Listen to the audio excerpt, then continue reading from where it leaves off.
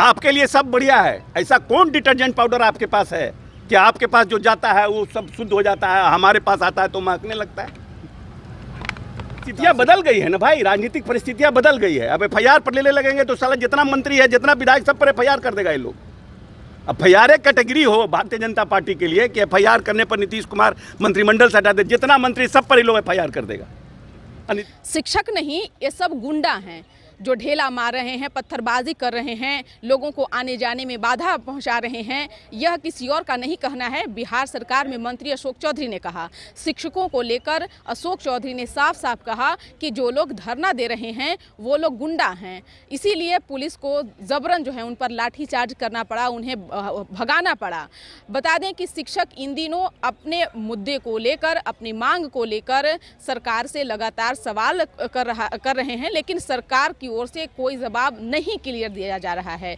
Monsoon सत्र के दूसरे दिन भी सदन में इस बात की चर्चा हुई। वहीं मीडिया से बातचीत के दौरान शिक्षकों को लेकर क्या कुछ बड़ा बयान दे रहे हैं अशोक चौधरी, छोड़े जाते हैं उन तमाम बयान। इस्तीफा नहीं देंगे तो ऐसे तब तक सदन ये दो भारतीय जनता पार्टी की दोहरी नीति कैसे चलेगी? दोहरी नीति तो नहीं चलेगी। अब भारतीय जनता पार्टी के नेता कहते हैं कि छगन भुजबल और एनसीपी के लोग भ्रष्टाचारी हैं, प्रफुल्ल पटेल, और आप उनको अपनी पार्टी में ले लिए। आपके लिए सब बढ़िया है। ऐसा कौन डिटर्जेंट पाउडर आपके पास है कि आपके पास जो जाता है वो सब शुद्ध हो जाता है, हमारे पास आता है तो महकने लगता है? ऐसा कौन डिटर्जेंट पाउडर देख बता दिए तो हम लोग भी वही यूज करने लगेंगे। आइए सर, नीतीश कुमार एफआईआर पे अपने मंत्रियों से इस्तीफा ले लेते हैं और अब परिस्थितियां बदल गई है ना भाई, राजनीतिक परिस्थितियां बदल गई है। अब एफआईआर पर लेने लगेंगे तो साला जितना मंत्री है, जितना विधायक, सब पर एफआईआर कर देगा ये लोग। एफआईआर एक कैटेगरी हो भारतीय जनता पार्टी के लिए कि एफआईआर करने पर नीतीश कुमार मंत्रिमंडल से हटा दे, जितना मंत्री सब पर ये लोग एफआईआर कर देगा और नीतीश कुमार का अकेले छोड़ देगा।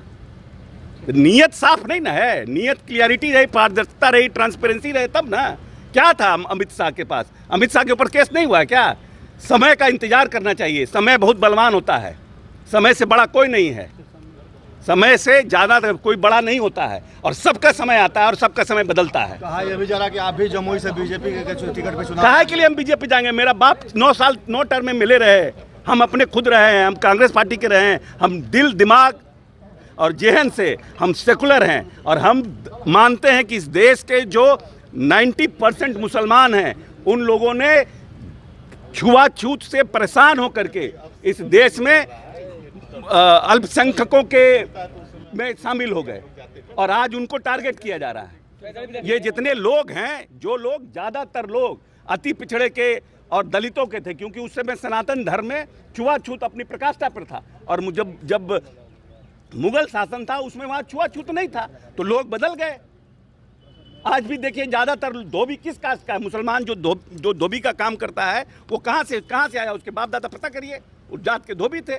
आज भी जो लोग कसाई का काम करते हैं वो लोग कौन थे? मुसलमान। ये लोग सब चमार जाति से आते थे। ये तो एक जानबूझकर बिदंगड़ा खड़ा किया जा रहा है इस देश में। जमुई साहब चुनाव लड़ेंगे कि नहीं लड़ेंगे? अरे कल बचेंगे कि नहीं बचेंगे ये हमको पता ही नहीं है। तैयारी है कि नहीं है? नहीं, हम तैयारी क्या करेंगे? Man propose God dispose. तो हम कल क्या होगा मालूम है? हमारा एक दोस्त था 41 साल का, दिन भर हमारे साथ रहता था, दिन भर उसके साथ, और उसको एक हार्ट अटैक हो गया, वो मर गया। मुख्यमंत्री जी ने तो कहा है कि इसके बाद हम बुलाएंगे, लोगों से बात करेंगे, लेकिन 2 मुद्दा है ना। जहाँ तक समान काम समान वेतन मान के लिए शिक्षक सुप्रीम कोर्ट तक गए, ठीक है, और ये बात भी सत्य है कि बहुत से ऐसे शिक्षक हैं जो स्कूल में नहीं जाया करते हैं, ये भी मुद्दा है, और बहुत से उसमें ऐसे शिक्षक हैं जो पढ़ाते भी हैं, लेकिन इनकी नियुक्ति तो त्रिदर्शीय पंचायती राज व्यवस्था से हुई है ना। बीपीएससी ने तो किया नहीं है, राज्य सरकार ने तो किया नहीं है, लेकिन राज्य सरकार ग्रांट देती है, जिला परिषद को, नगर निकाय को ग्रांट देती है कि भाई उनका सैलरी दिया जाए। और उनकी सैलरी कितना से शुरू हुई थी और आज सैलरी कितना हो गई, और उनको ये भी कहा गया है कि भाई जब तक रहेंगे, रिटायरमेंट का एज है, तब तक नौकरी है। और अगर किसी को अपग्रेड होना है, कोई बिहार पब्लिक सर्विस कमीशन में अपॉइंट होता है and he wants to become an IAS officer, तो उसको यूपीएससी क्लियर करना पड़ेगा। सिंपल बात है। अगर आज हमें मिले हैं, हमको एमपी बनना है, तो हमको एमपी का चुनाव लड़ना पड़ेगा भाई। आपको अपग्रेड होना है तो आप गो फॉर एन एग्जामिनेशन। अब आपकी कैटेगरी ही डिफरेंट है और आप बेटर कैटेगरी में आते हैं, लोगों को भी समझना चाहिए। लेकिन अब उसमें कुछ अच्छे शिक्षक हैं, तो नेता ने कहा, ये मेरा जो बयान है ये मेरा व्यक्तिगत बयान है शिक्षा मंत्री के रूप में, लेकिन माननीय नेता ने कहा है कि हम सब शिक्षकों से बात करेंगे, देखेंगे कैसे हो सकता है। हमारा सिर्फ ये सरकार की ये नीति नहीं है कि हम 4.5 लाख शिक्षक को प्रोटेक्ट करें। हमारी नीति है कि अल्पसंख्यक से आते हैं, जो 10.5% बच्चे स्कूल के बाहर थे, नीतीश कुमार ने 34,000 नए प्राथमिक विद्यालयों को बना करके उन बच्चों को स्कूल में लाने का काम किया है। उनकी पढ़ाई कैसे हो, उनकी गुणवत्ता कैसे हो।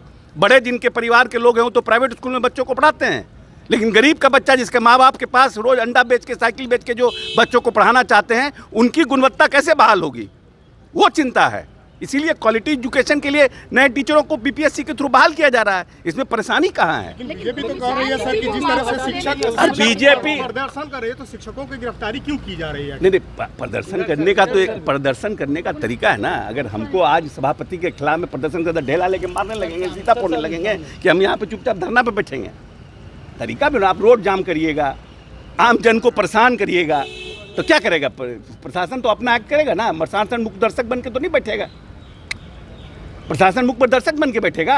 आप ही बताइए, कल आपका बाल बच्चा कोई इमरजेंसी में जा रहा है एम्बुलेंस से और रोड को जाम किया हुआ, तो प्रशासन का क्या काम है?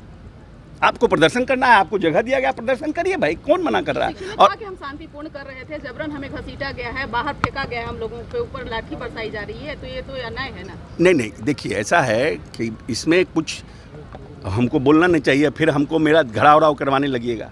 इसमें कुछ दुष्ट प्रवृत्ति के भी शिक्षक हैं, जो हर समय जब हम लोग की मैट्रिक की परीक्षा और इंटरमीडिएट की परीक्षा होती है, तो ये तरह के टीचर जो हैं वो उसका बहिष्कार करवाते हैं, और जब जो शिक्षक जाना चाहते हैं उनकी पिटाई करते हैं। तो वैसे शिक्षक को चिन्हित भी तो करना पड़ेगा। आपको पढ़ाने के लिए पैसा दिया जाता है महीने में, आप पढ़ाइएगा नहीं नेता के लिए, मुखिया आप ही बनाइएगा, एमएलए आप ही बनाइएगा, एमपी आप ही बनाइएगा, सरकार के खिलाफ धरना भी आप ही दीजिएगा, तो पढ़ाएगा कौन बच्चों को?